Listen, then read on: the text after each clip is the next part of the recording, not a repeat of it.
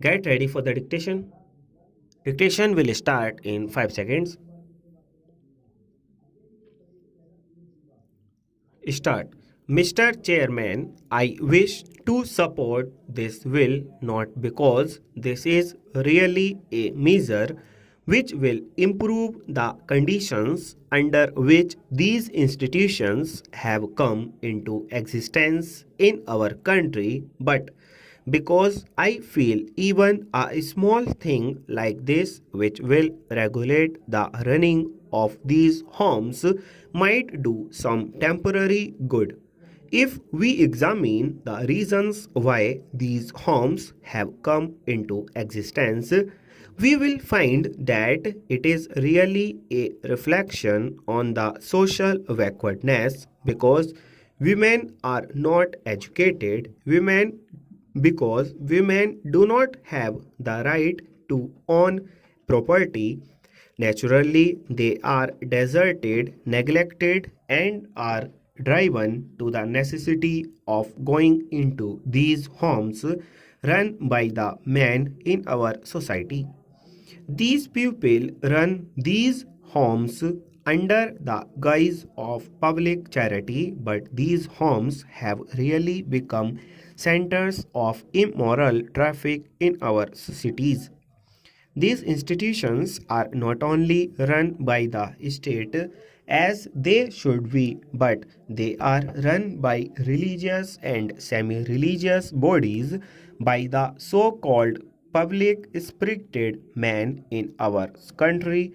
And as has been pointed out just now, it is stated in the report of the report committee appointed by the Ministry of Welfare that they are even being financed by state funds, and grants made by the Ministry of Welfare are used by such institutions for unethical purposes.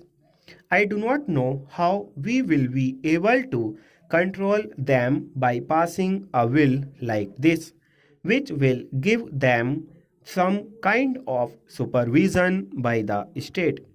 Sir, I was personally connected with an institution in Uttar Pradesh, and it was in an institution which was run under the name of Mahila Ashram, and the entire committee in control of that Mahila Ashram consisted of some of the lawyers and doctors of the capital of Uttar Pradesh.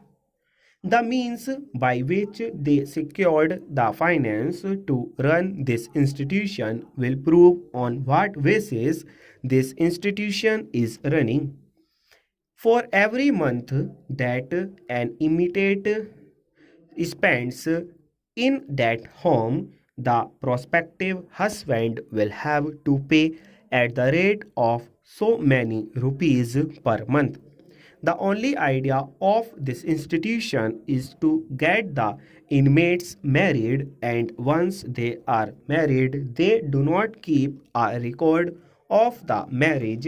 They do not keep any record of what happens to the inmates after marriage. Everybody knows that they are taken to other provinces by the operating gangs.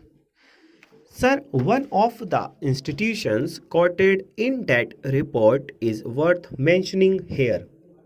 The committee went to Gaya in Bihar, and they found that these women were practically locked up as if they were prisoners in that house, and then they were asked as to how many of them would like to stay here.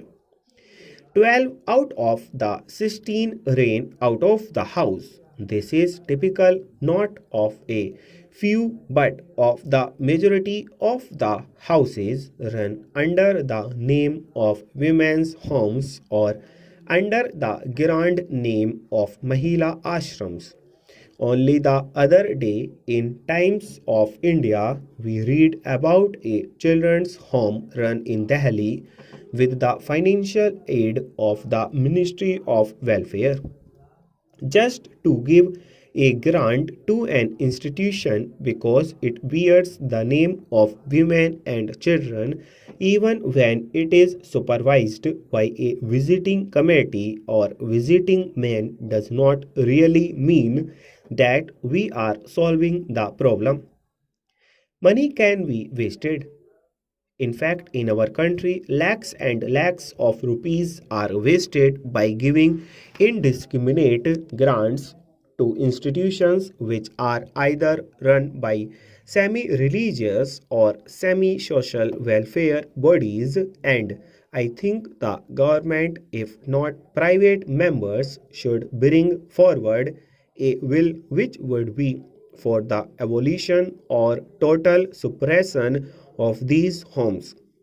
The only way to suppress the mishandling of this problem is to suppress the homes.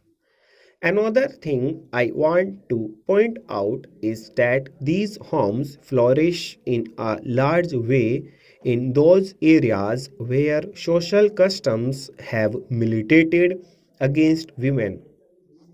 We do not find these homes flourishing with such popularity or in such large numbers in other parts of India, say in Maharashtra or Madhya Pradesh or in the south, where women have a good deal of freedom and educational opportunities, where social customs do not militate against the status of women.